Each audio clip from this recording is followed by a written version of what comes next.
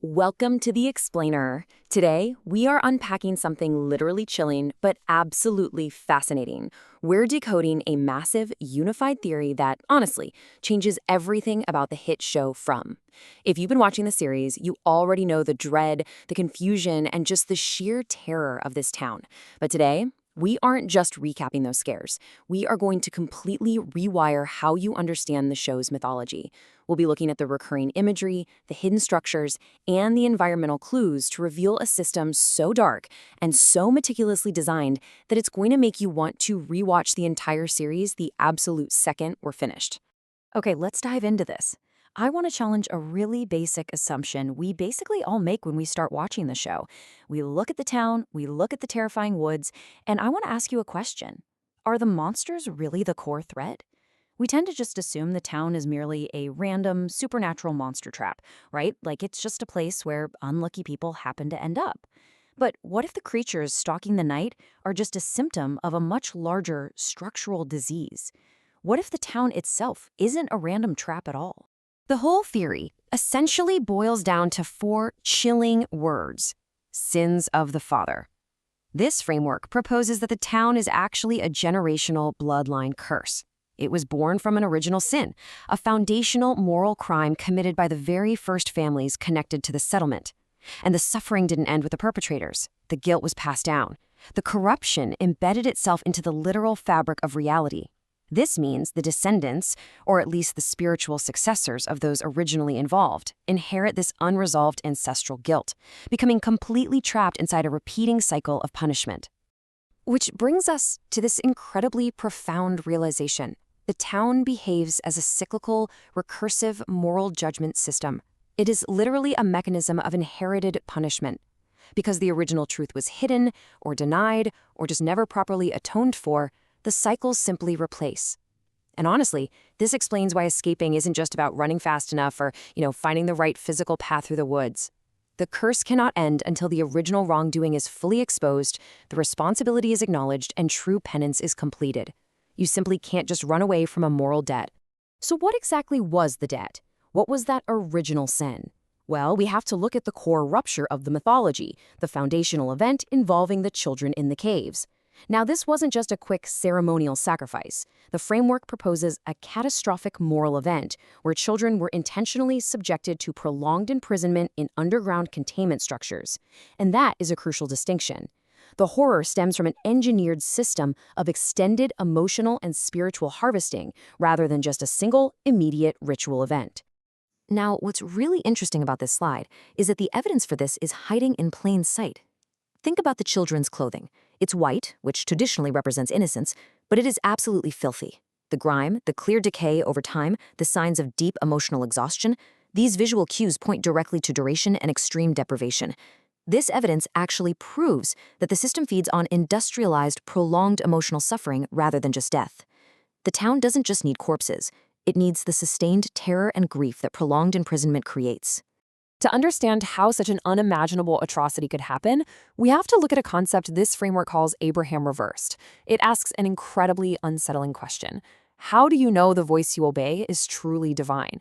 Just imagine the sheer horror of a founding family, acting on what they genuinely believe is a test of faith from a higher power, only to realize, too late, that they are obeying a deceptive, demonic authority instead of a merciful God.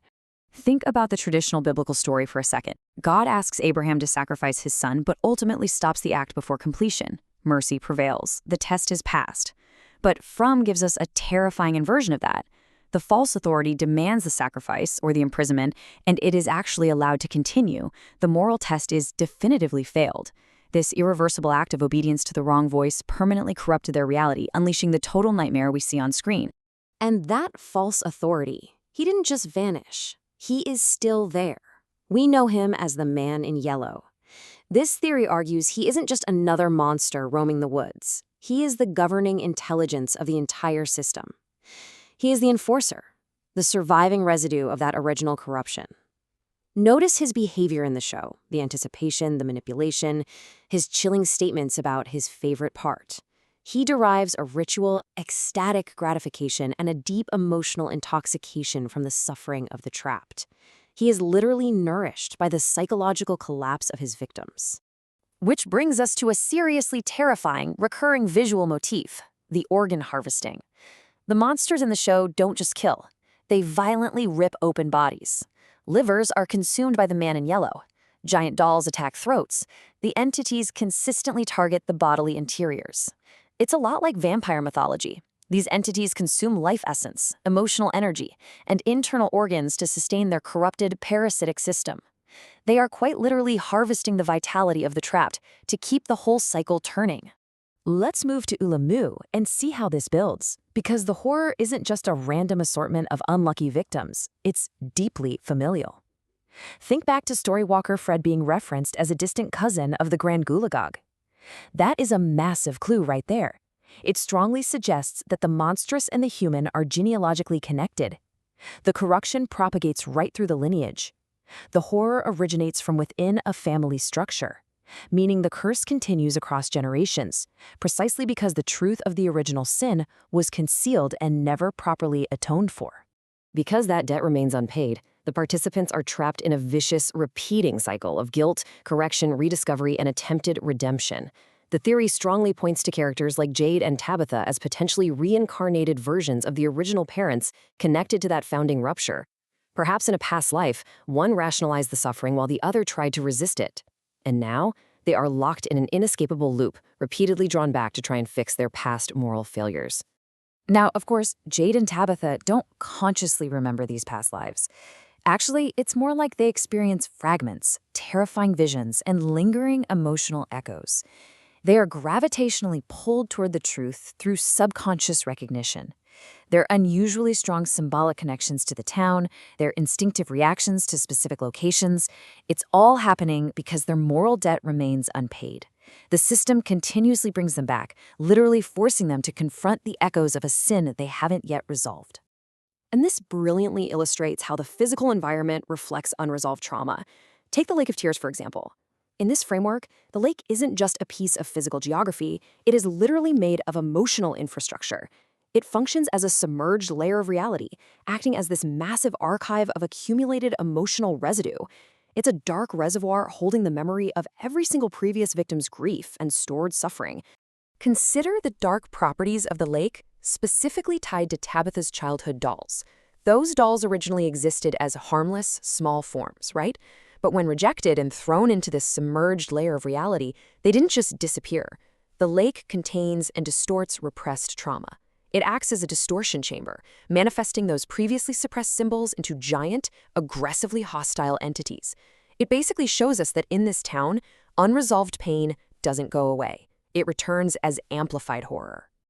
If the lake represents the containment of all that suffering, the lighthouse is its exact opposite. Visually mapping this out, while the lake drowns you in subconscious trauma, the lighthouse stands entirely separate. It represents truth, perspective, orientation, and awakening. It serves as the ultimate counter-system node, a beacon of escape and awareness constantly pulling against the false authority of the man in yellow. And observing this entire cosmic struggle, the crows and ravens, these guys aren't just creepy background ambience. In the show's mythology, they repeatedly appear near graves, during major transitions, and around morally significant events. The framework suggests they are trapped spiritual witnesses to this broken reality. They act as warning systems, the souls of previous victims, silently observing the moral states of the current inhabitants and bearing witness to the ongoing fallout of that original crime. When you really step back and look at this entire structure, it draws some absolutely fascinating parallels to apocalyptic theology and Dante's Inferno. The theory refers to the town as a 74th book, suggesting it exists as a post-revelation world. Basically, a reality occurring after canonical salvation has already failed. Just like Dante's Inferno, the town is a corrupted imitation of divine justice. It's a layered moral prison where the environments directly reflect moral states, and demonic entities enforce endless torment because a foundational evil was allowed to prevail. So the crucial point is this: suffering is infrastructure. This is perhaps the most mind-bending takeaway from the entire framework. The town doesn't just happen to contain horror, it literally requires it. Fear, grief, despair, guilt, and trauma. These aren't just byproducts of the monsters, they are the actual structural fuel necessary to maintain the town's very existence. The entities are emotional predators harvesting that fuel to keep the recursive cycle alive. Which leaves us with one final, incredibly chilling thought. If the town is a recursive correction system, a moral test our ancestors already failed, how do we finally pay the debt? If running won't save you and fighting the monsters only feeds their need for fear, what is the ultimate key to true penance? This framework completely changes how you view every interaction, every vision, and every struggle in the show. Keep it in mind next time you watch. I promise, you'll never see the town the same way again. Thanks for joining me on this explainer, and keep questioning the reality of the woods.